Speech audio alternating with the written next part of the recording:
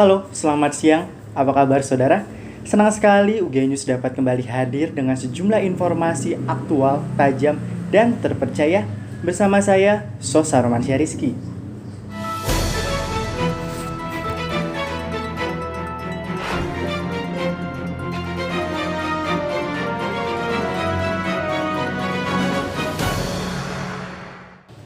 Ya, saudara, informasi pertama datang dari pernyataan yang diduga melecehkan profesi jurnalis diucapkan oleh seorang camat di Cibungbulang, Bogor saat mediasi aksi demo warga di kantor kecamatan.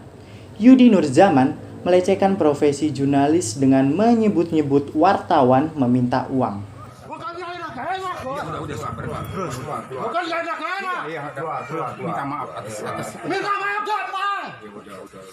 Salah satu wartawan dari jurnalis Bogor Barat JBB ini mengamuk di kantor kecamatan Cibungbulang, Kabupaten Bogor, Jawa Barat. Amukan ini dipicu dengan pernyataan camat Cibungbulang, Yudi Nurzaman, yang melecehkan profesi jurnalis dengan menyebut-nyebut wartawan meminta uang. Tidak terima dengan pernyataan sang camat, para jurnalis Bogor Barat meminta camat segera meminta maaf. Bahasanya dari camat sendiri bahwa wartawan itu Datang hanya minta uang. Datang hanya untuk meminta uang, gitu. Terus Akhirnya kan para jurnalis Bogor Barat ini sangat tersinggung dengan perasaan statement Pak Camat sendiri. sang camat mengakui kesalahannya dan meminta maaf kepada seluruh wartawan di lokasi. Sebenarnya tadi keceplosan. Ceplosan apa nih Pak? Ngomong apa? Ngomong apa Pak? Ngomong apa? Ditutup. Ngomong apa? Saya waktu itu buka komunikasi selebar-lebarnya baik desa maupun kecamatan. Termasuk juga teman-teman wartawan atau pers. Mau makan maupun minum. Tapi ke mah hampura tapi bisa merah duit. Zaman Covid. Minta uangnya itu minta uang Pak. Yang minta uangnya itu gimana? So, buka lagi itu. Yang minta uangnya Bisa gimana? dijelaskan Pak, minta uang Bisa itu maksudnya jelaskan apa nggak? Pak? Kalau mau minta uang saya lagi tidak punya uang. Yang mau minta uang siapa? Yang mau minta uang siapa? Siapa yang minta uang? Kami kerja jurnalis dari berita. Rabu siang, puluhan warga berunjuk rasa di kantor kecamatan Cibungbulang, Bogor, meminta pertanggungjawaban atas pemerintah desa yang tidak transparan dalam mengelola dana desa. Dalam mediasi dengan warga inilah, sang camat melontarkan pernyataan melecehkan profesi jurnalis. Ya, saudara, informasi selanjutnya datang dari Padang, Sumatera Barat. Sidang vonis 2 terdakwa diwarnai oleh aksi protes dari keluarga dan rekan-rekan terdakwa. 2 petugas keamanan menjadi terdakwa pembunuhan karena menewaskan pencuri yang mengajaknya berduel.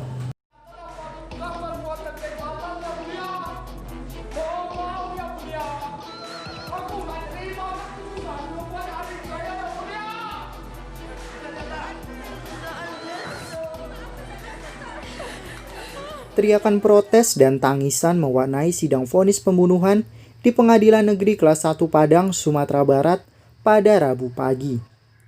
2 terdakwa, Eko Sulistyoro dan Effendi Putra, yang merupakan sekuriti kawasan Pelabuhan Teluk Bayur, divonis 1 tahun 6 bulan dan 4 tahun 6 bulan penjara oleh Majelis Hakim Leba Maksnandola, Agnes Monica, dan Yose Ana Roslinda. Keduanya menjadi pesakitan karena seorang pencuri yang dipergoki mereka tewas dalam penangkapan.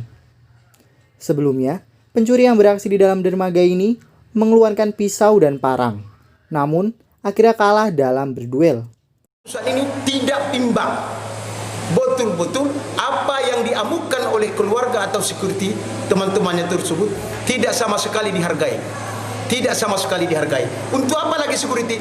Jadi dengan putusan hari ini menyuruh orang-orang yang maling bebas untuk maling, ya, bebas untuk membawa senjata tajam, bebas untuk melakukan apa saja dalam hal berdasarkan putusan hari ini. Kenapa? Harus dia tahu, harus dia menilai pisau tersebut dari siapa, parang tersebut dari siapa, lalu untuk apa dilakukan itu, dia sendiri yang membawa. Putusan hakim mendapat protes dari keluarga dan rekan-rekan sesama security. Kalau nggak mati dia kita yang akan dibunuh. Apakah kawan-kawan mau? Coba jawab.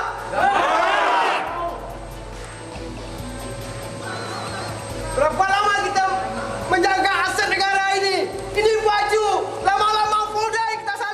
Terkait putusan hakim, penasihat hukum dua terdakwa memutuskan akan mengajukan banding.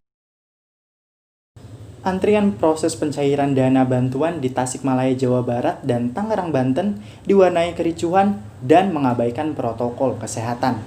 Informasi selengkapnya seusai jeda hanya di UG News.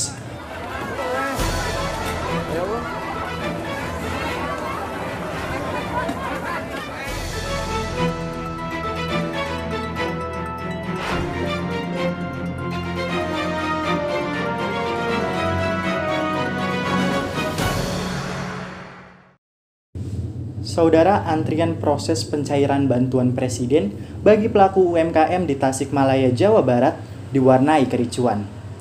Sementara itu, di Tangerang, Banten, warga mengabaikan protokol kesehatan saat mengambil bantuan langsung tunai.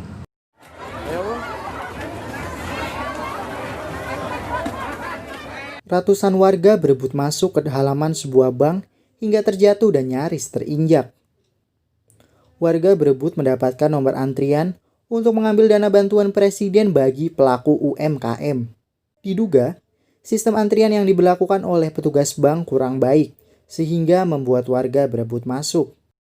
Seorang warga mengaku sudah datang dari pukul 1 pagi, namun hingga pukul 7 pagi belum mendapat nomor antriannya. Pengambilan antrian itu dari jam 1 malam. Tapi ternyata faktanya waktu saya kesini jam 1 ditolak. Dari jam 1 malam ke sini ya? Jam 1 malam.